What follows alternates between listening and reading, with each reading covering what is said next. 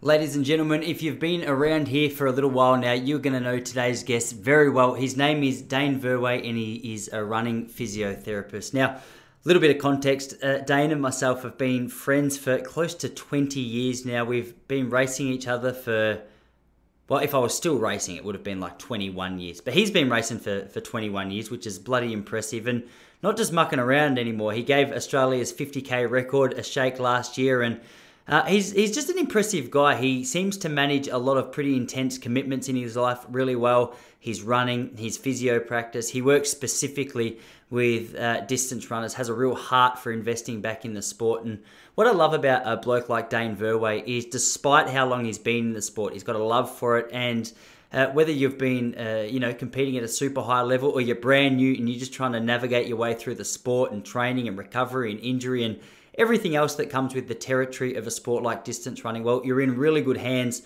because Dane Verway is a great guy to pick his brains on all of these things. So before we get into it, just want to give you a quick reminder that AFL running membership for Relaxed Running is now up and running. So if you'd like to jump on board there or know someone who could do with some running assistant, coach, players, men, women, doesn't matter who they are. If they're playing footy, they want to improve the running element of their game, we've got that covered. They can work specifically with me over at relaxrunning.com/AFL. But guys, I'm going to get out of your way and introduce to you today's guest, running physiotherapist and all-round good bloke, Dane Verway.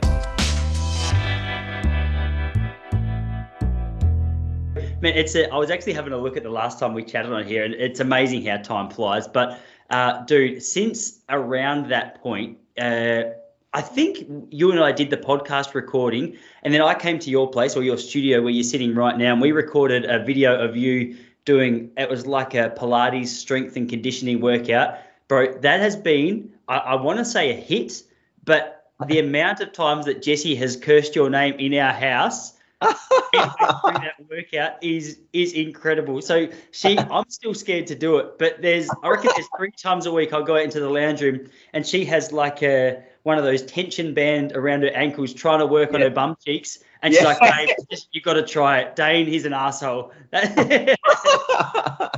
Yeah, that like it's such a good hip exercise routine, that one. And it's not so much like really heavy exercises, but it's just a lot of them, like a lot of repetitions. Really working on the endurance and of all those little core muscles around the hips. So yeah, I actually haven't done a routine like that for about 5 or 6 weeks. Because I went over to Tokyo and then quarantine and just been, so I reckon it's going to hurt when I get back into it. But I've got to start recording a few more from this week. So it's going to be fun. Do you still are you doing your strength and conditioning membership still? Yeah. So I've got like 200 videos up there now. And so, they're a combination of mobility, activation, and strength.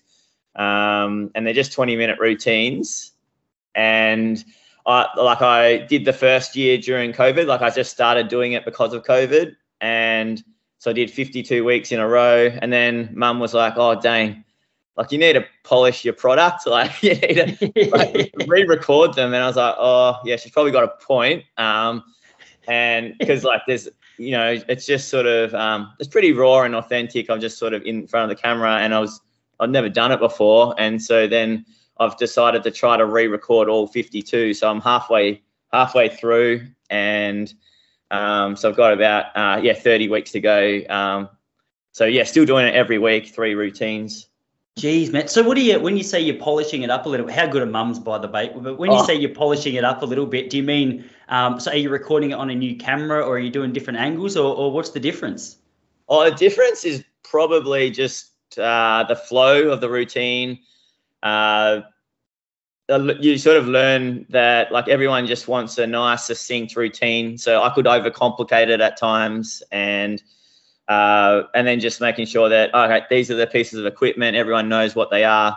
So probably just making them a bit more practical, efficient, and doable in people's busy lives. Probably I've tried to like get better with the presentation of it all, but I'm not that tech savvy, so it's good stuff physio wise, but it probably could still be a bit more polished from a end product kind of But I think a lot of the people in the membership group actually like that aspect that I stuff up a little bit, and that might make them laugh a little bit, and then I don't know, it's a kind of I found that actually, like, you think that it has to be perfect, but a lot of people like the imperfections in it as well. It's really interesting, man. I used to get a little bit of business coaching from a guy called James Stremko. I don't know if I mentioned him to you before, but one of the guys in his membership is a bass guitar player. Yeah. And dude, he's got like hundreds of, I wish I could tell you his name, but he's got hundreds and hundreds of thousands of people follow, maybe even in the millions now, following his YouTube channel.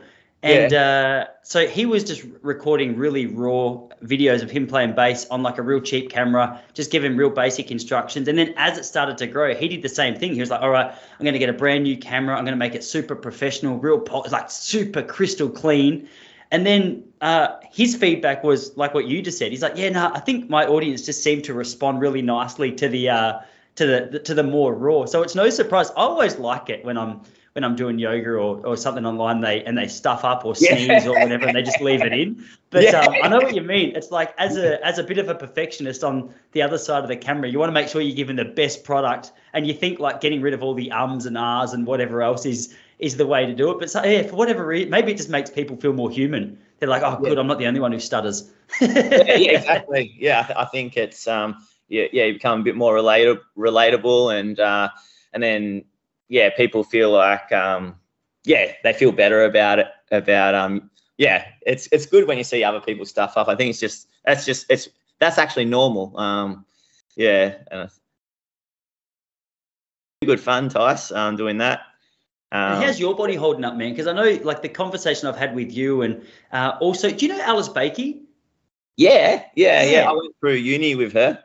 Awesome, man. So she's doing something similar to you online, which is really cool. And I've actually tuned in. She does a couple of live classes as well, which is cool. But bro, it's the same story. I've done 2 of her classes, and the second one I logged on to, and there was like 18 people on there. I was like, this is pretty cool. I think they were all women on the class that I was in, and I was like, all right, time for me to show these chicks how it's done. And I set the camera up, and the class started, and I was like, I think it was a 45-minute class. And these girls were just floating through the workout. They all looked so in control. Bro, I was about 2 poses in, and I was like, oh, no, I'm going to have to turn my camera off. Like, I was getting all shaky. I could just hear Alice going, "You're doing well, Tyson." And I was like, no, don't tell me I'm doing well, because I know I'm getting absolutely owned.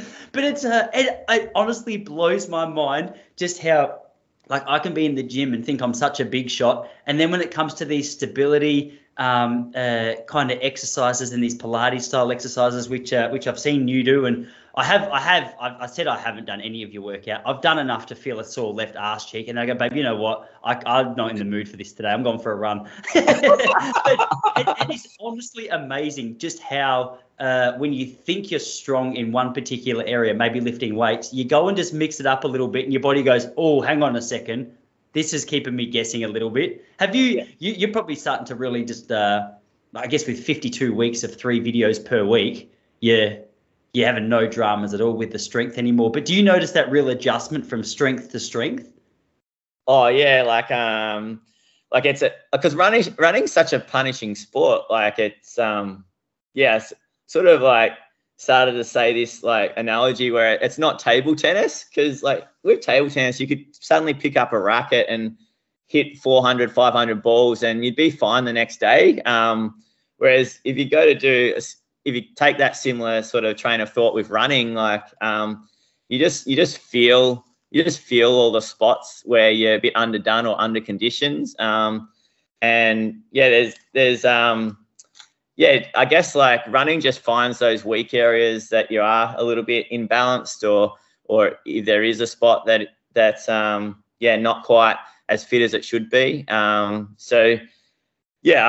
think it's so good to just work on those little muscles or little aspects where you can come undone. Alice does such a good job of it. I've seen a few of her routines. I think I saw one with Jen Lacaz the other week, and she was just talking her way through it really calmly while she was doing these super hard poses. And I definitely like one of the amazing aspects of this experience and doing the online classes is it meant that I was consistent and had to do 52 weeks in a year and in a row. And I've never done that before. Like I've done 8-week blocks, and then you sort of get a bit lazy or life gets in the way, or you just focus on running because that's ultimately what you want to do. Mm-hmm. And so it has really been a really cool eye opener to go, oh wow, like I've definitely, like, other than the last 5 or 6 weeks where I haven't done it,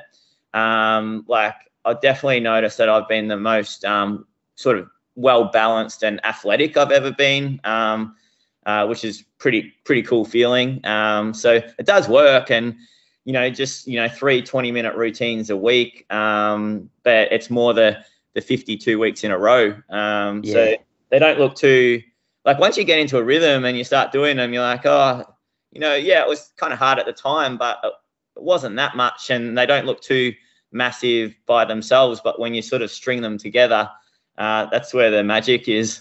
Yeah. Are you still doing a lot of running yourself? Because since we spoke, I caught up with Dion probably like 2 months ago now, and we were chatting a little bit about your guys' 50K run, and like I was super impressed with Dion. But bro, I had no idea what kind of form you were in. I didn't know that was the kind of pace you were running around at 50Ks, because I saw, Dion set the Australian record and Dano was a bit behind him. I was like, wait, what? Like, I thought you were just a hobby jogger now, bro. I didn't know you were still. So what's the update? Because in my mind, I know, like, we've got so much to get through. I know, so you've just come back from the Paralympics as the team physio, which is just awesome achievement. I know I sent you that in a text, but incredible achievement. So that's one thing. The flip side of that is you're still, you got your nose not too far away from Aussie records. And you and I were racing each other, like, literally, how crazy is this, bro? Literally 20 years ago, you and I probably raced each other for the first time. It was either 2001, maybe 2000, actually. Did you run Yarrabend Nationals in 2000? Yeah. Yep. That's insane. So, okay, so there you go. 21 years ago, we would have at least been lining up in the same races, which blows my mind. And then to still be rocking around at the pace that you're in at the moment obviously shows you're doing something well. But I just, like, clarify it to me, man. Like, what's your sort of focus at the moment? Is running still a huge focus for you, or is it physio, or is it like a beautiful little combination going on there?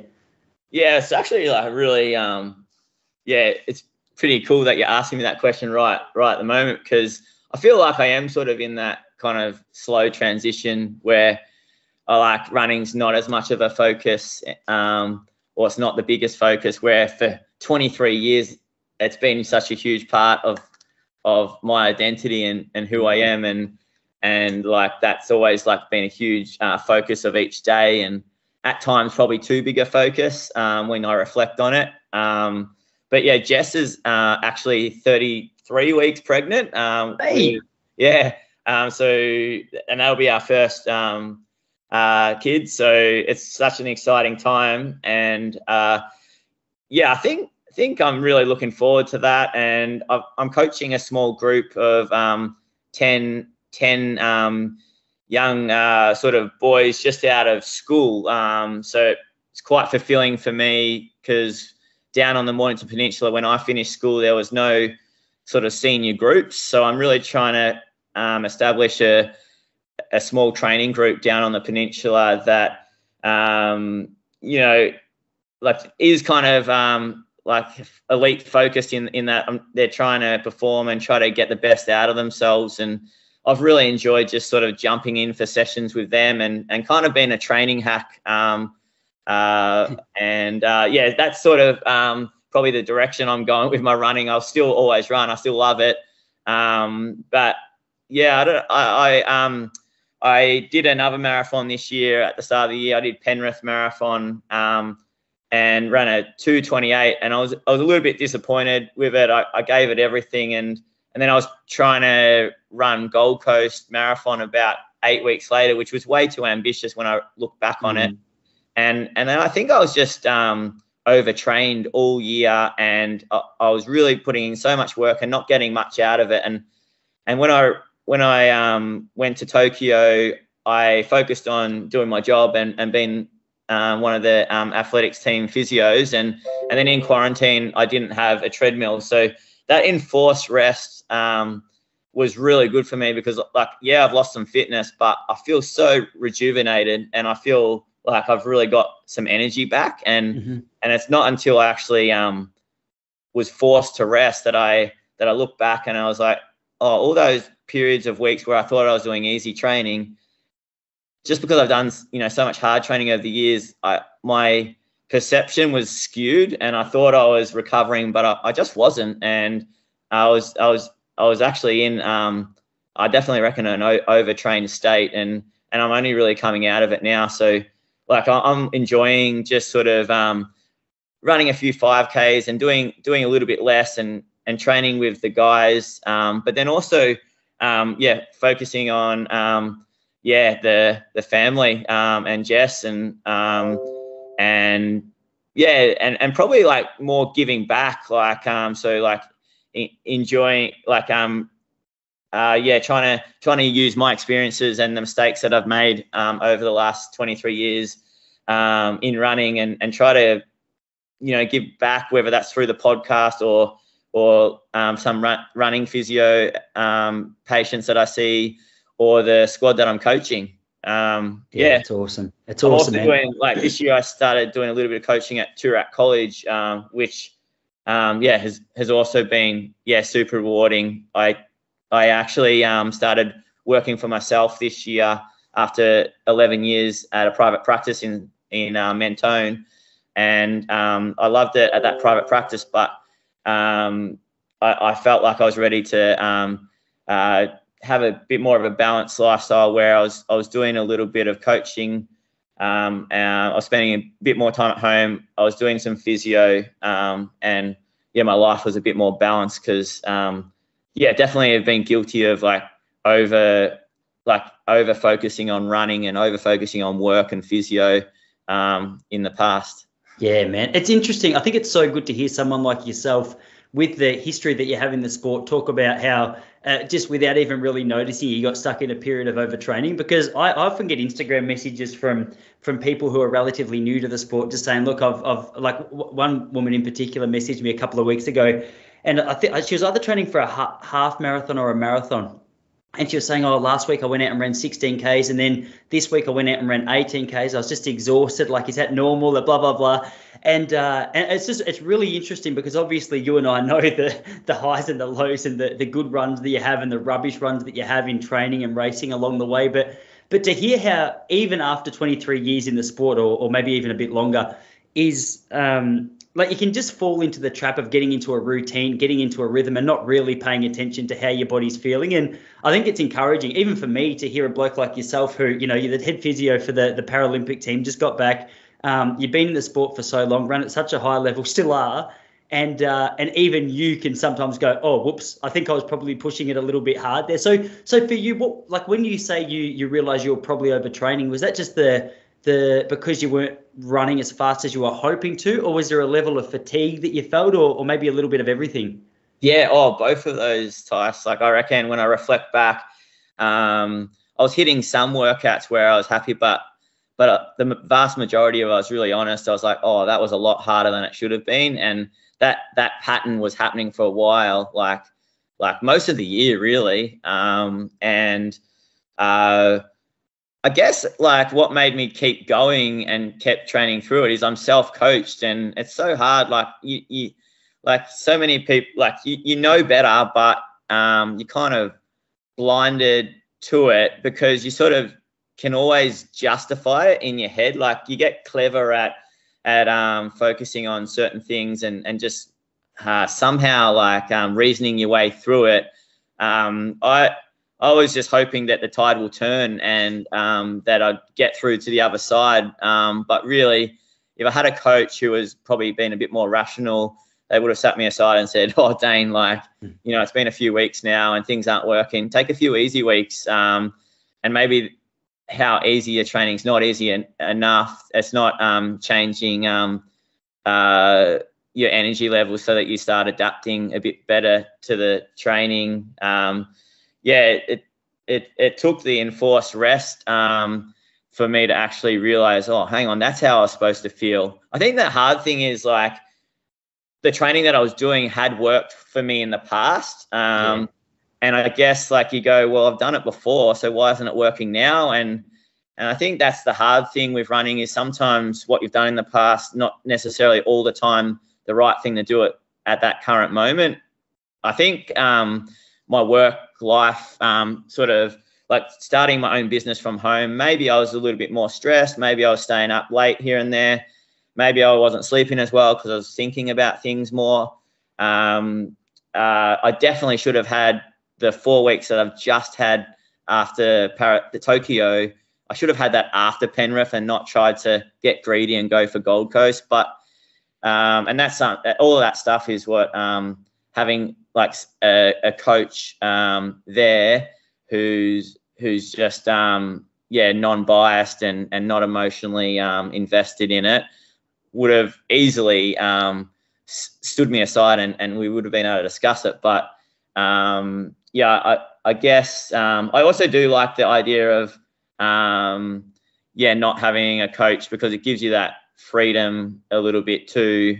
So I don't know. I feel like it's probably a sign that like I'm enjoying the coaching and other aspects of running where my own performance, it doesn't matter as much to me anymore. And I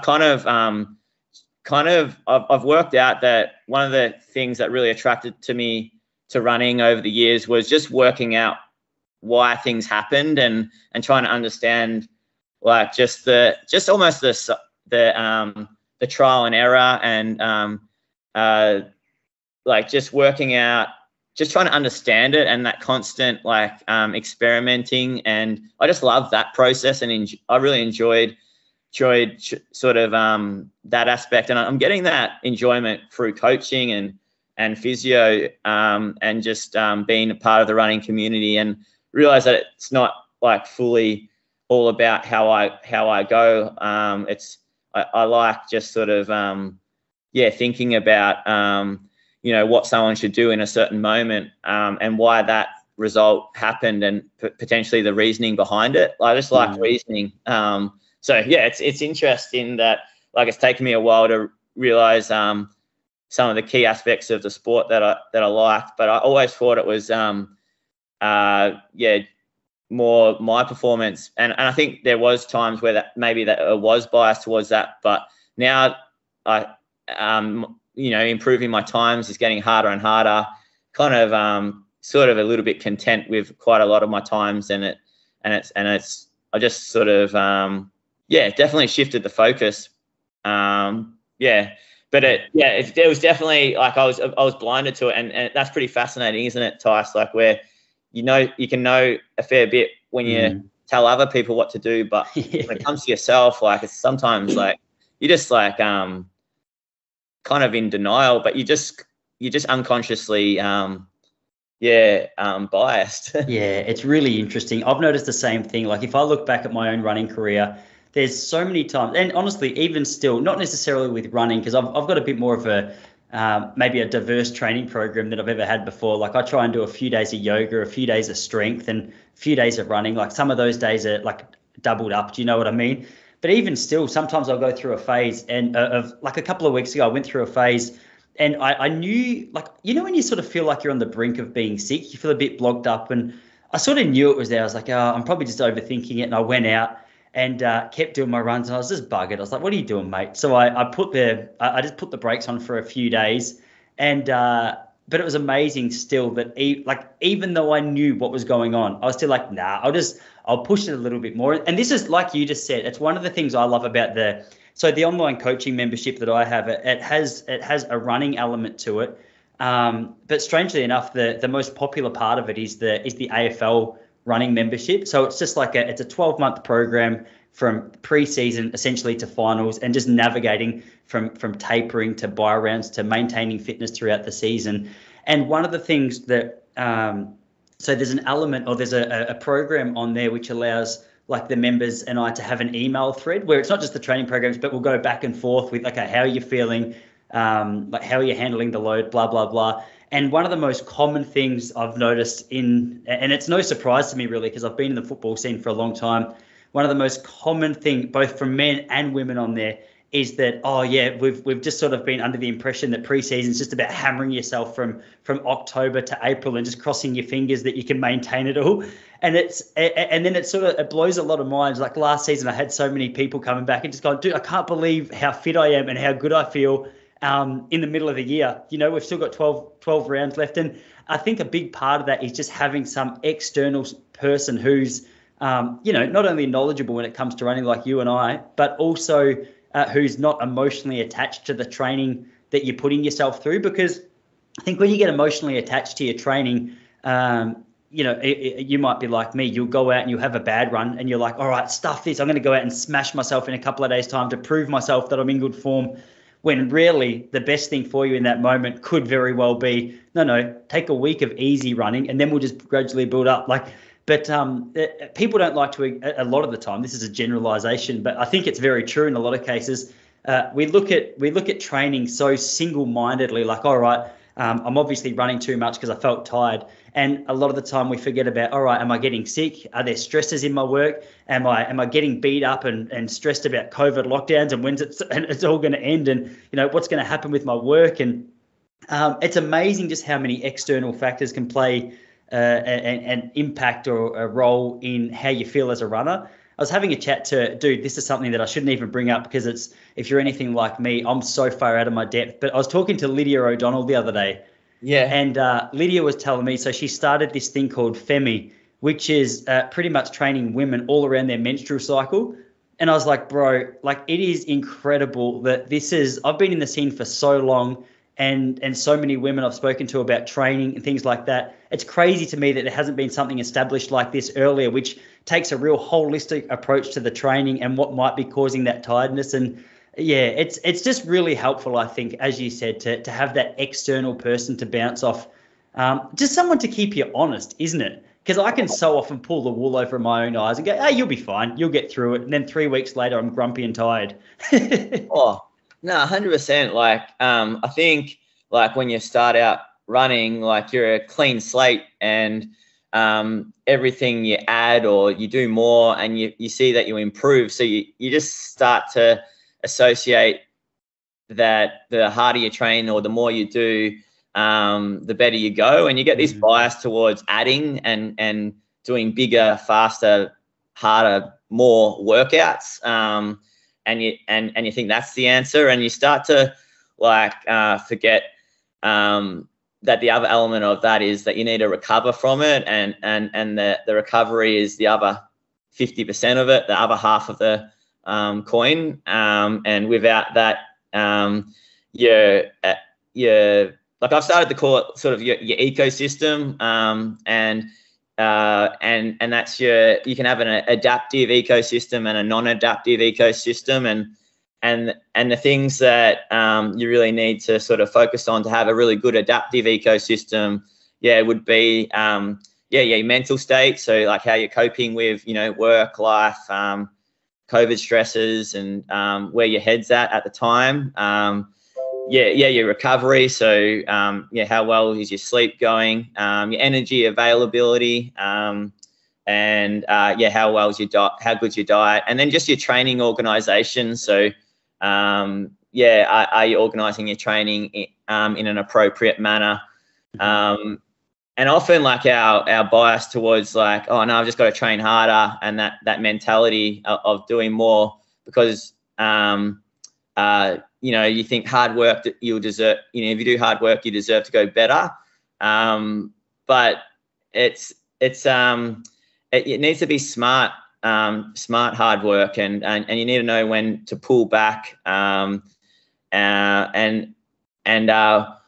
making sure that, everything around it is appropriate. And like you said, Tice,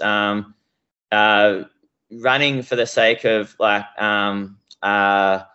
just feeling better because you're disappointed, not necessarily is the right reason to run.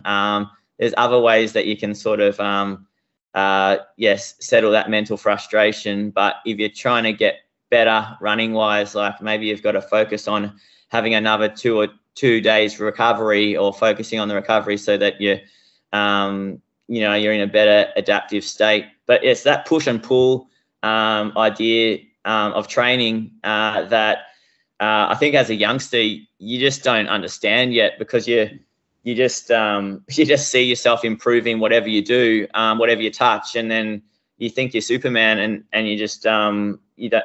It's not until you start to stagnate or plateau or get a few injuries where you start to go, oh, maybe it's a little bit more complex, and there's a few moving parts. And I think that's an idea that I'm trying to get people to understand more, is the idea of complex systems. And it sounds harder than it is, but all it means is there's several factors acting on the body at any one time. And a lot of people say when they get injured, they just blame their shoes, or they just blame one thing.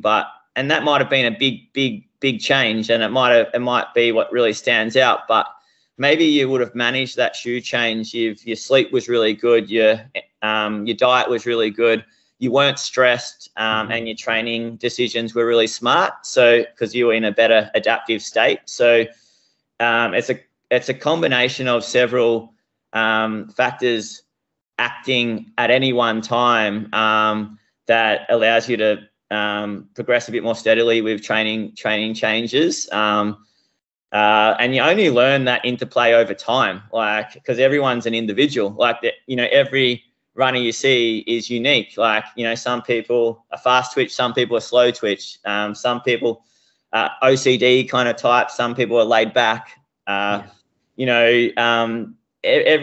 has this, all these different characteristics, and you're either at, sometimes in the middle of some of those continuums of characteristics, or sometimes you're an outlier on some, and sometimes you're always changing. Like sometimes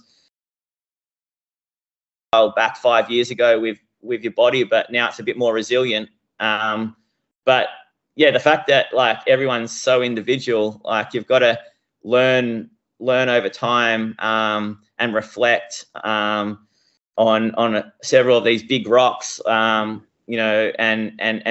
what might have been sort of what caused the injury, and what factors were at play, and it's not just a singular thing. It's often quite a few things.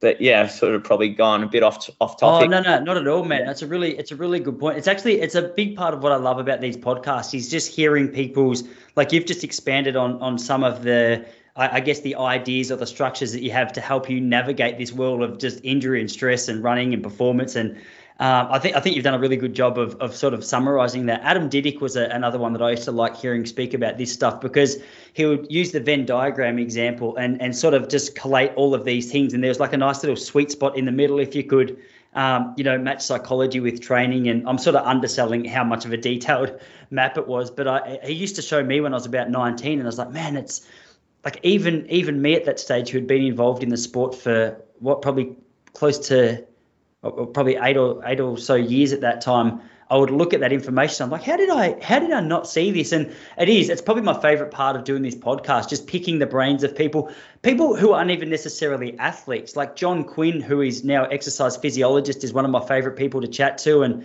have you been the same? Obviously, you've got the Run Culture podcast, and how many episodes are you up to now? I'm sure there's plenty of brains and information and stuff that you've been picking and learning from there, is there? Oh yeah, always growing, like, because everyone's got something, really nice to add, like just a different perspective, and then that sort of like helps your perspective in a certain way, or expands it, or confirms it. But yeah, I've learned so much. Like I've done, I think I'm up to 117, 118 episodes, and I've had a bit of a break, but over quarantine when I was in the Docklands, I didn't leave the room for 14 days. I sort of, just did a bit of a brainstorming session. So I'm going to have a season 2 of the podcast where I just go over a lot of principles, running principles that I've sort of felt like I've learnt, by standing on the shoulders of giants, or just personally, or just with my physio over time, and just getting a few people on to discuss some of these principles. But yeah, you learn so much. As you go, and I think that's a huge part of the sport, to know that you're always changing the way that you think about it, and if anything, like a lot of my ideas, like they feel really simple, and more simple than they ever have now. But I think it's nice, because then it just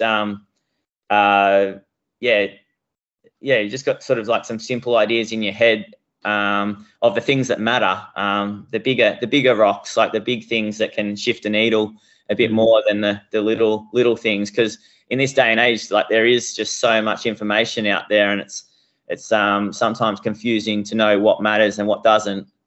Yeah, it's a great point, man. I was laughing thinking about your podcast, because I got that text message from you a couple of months ago.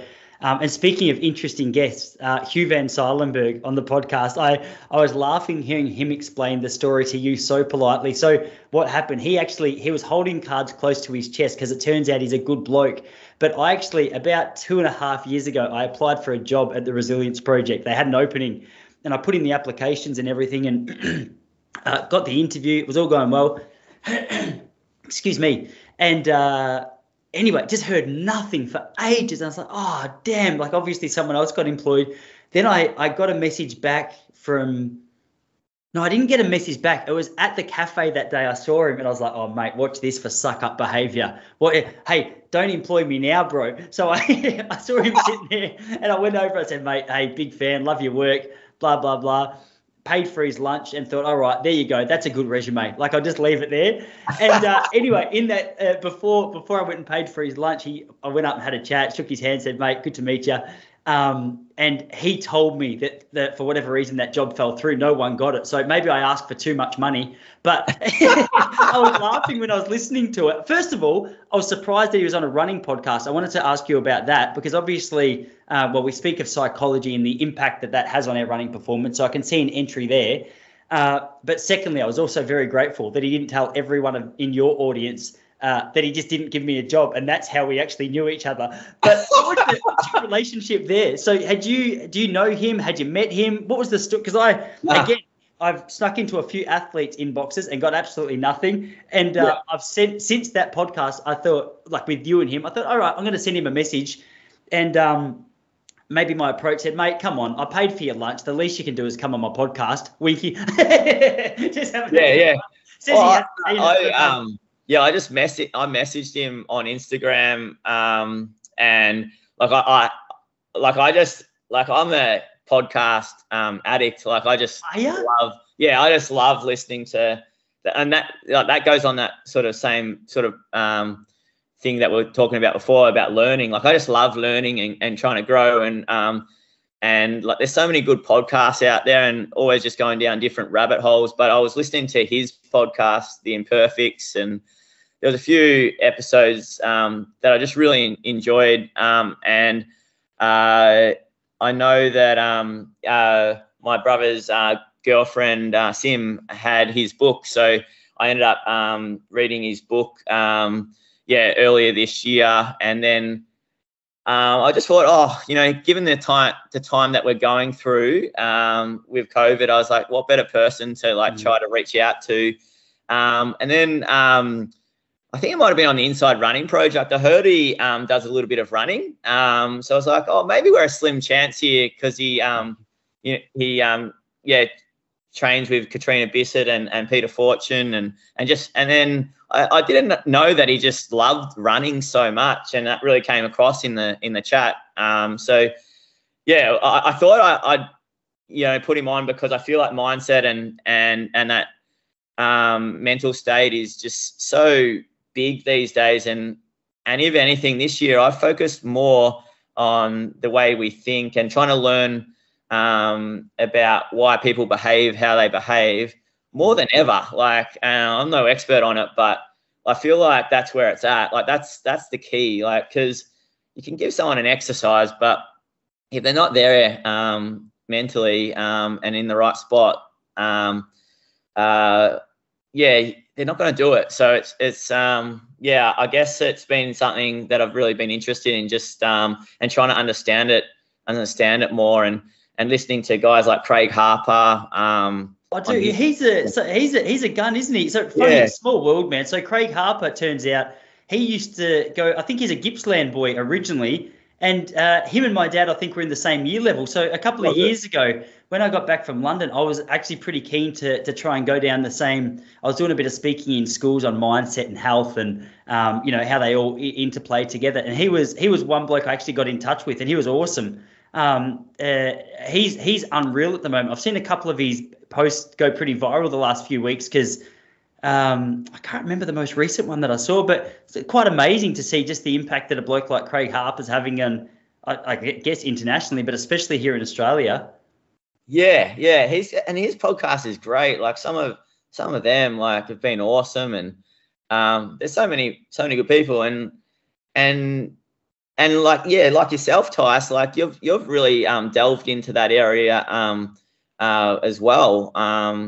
Like, and I think yeah, you're definitely like onto that way of thinking a lot earlier than I was. And like, but yeah, just yeah, over the last 12 years of physio, like you just scratch your head and you're like, how can I just make a greater impact with some people that you treat? And there's so many people that you're like, oh, you just got to do this, and they know what they want to. They know they have to do it. They're intelligent, and there's so many people that are really switched on and they understand what you're saying, but it kind of just doesn't hit the mark. And just trying to understand, like, I don't know, trying to get better at like feeling like I not can mind read, but like get a greater appreciation of seeing something from someone else's shoes, and try to feel what they're feeling, and over time, once your rapport develops, I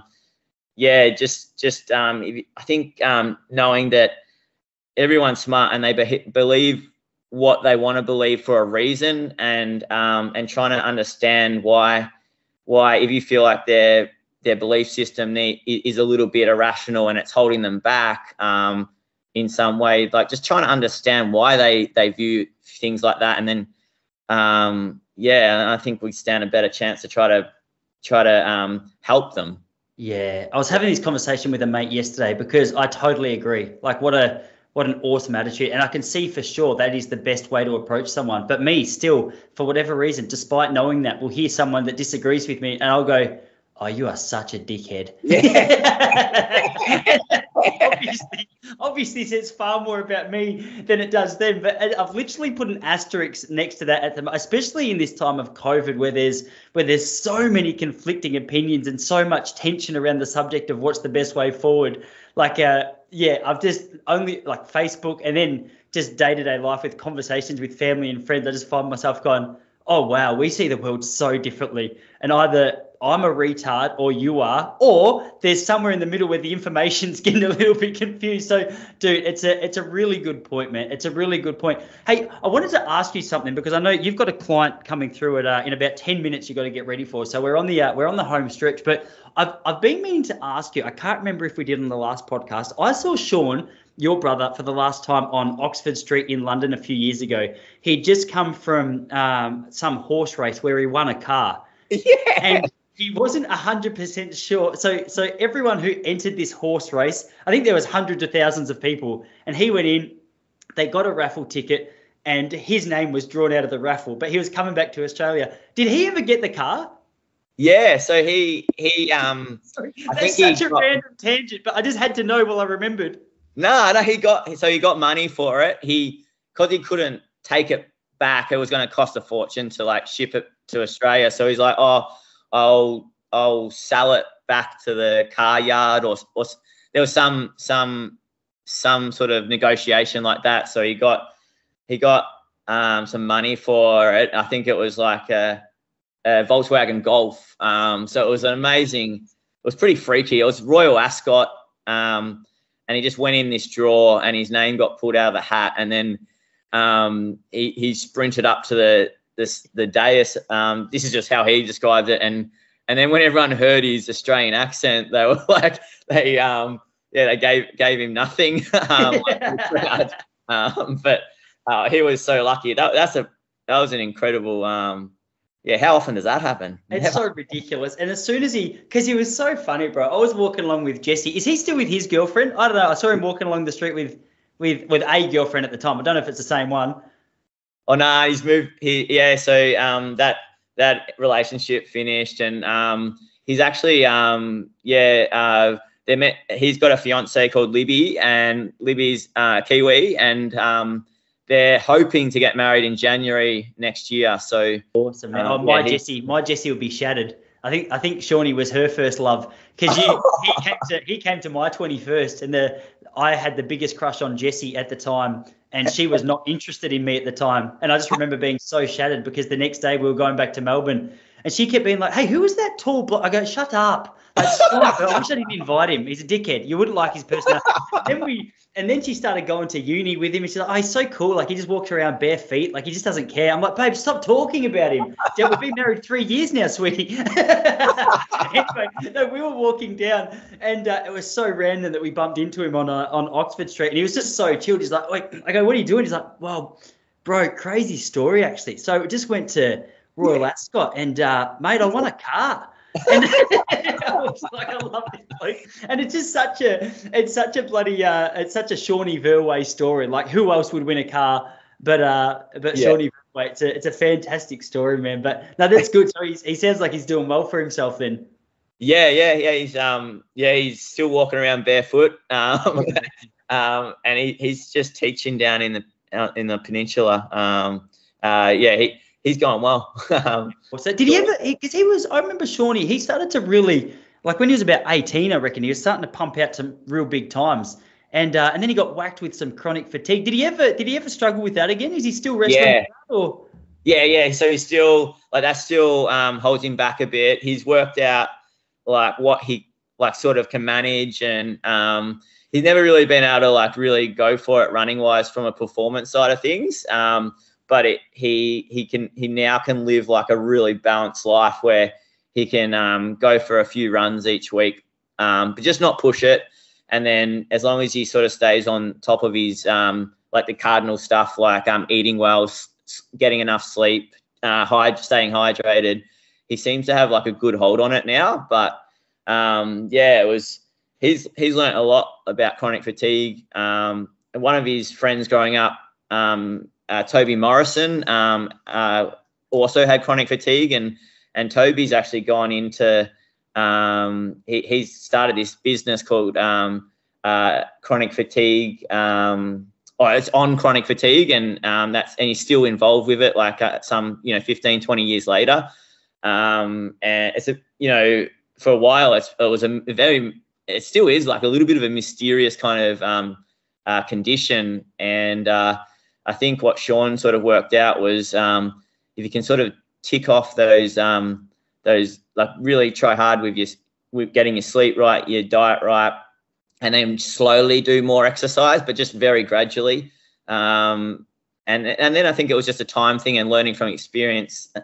It seemed to help the best, but there was there's certainly times where he was just trying everything with it, seeing naturopaths, seeing Chinese doctors, trying all different types of things, radical diets, and the biggest thing was really just sort of trying. It sounds basic, but trying really hard to sort of just have that nice balance in life. Yeah, awesome, man. I had a friend, her name Kate Badley is her name, and she struggled for chronic fatigue for years and years. Like, she was pretty much bedridden for 2 years, and a similar story to Shawnee. Like, she was going down all different rabbit holes and just trying to figure out the best way forward. And she ended up going and checking out this thing called the lightning process.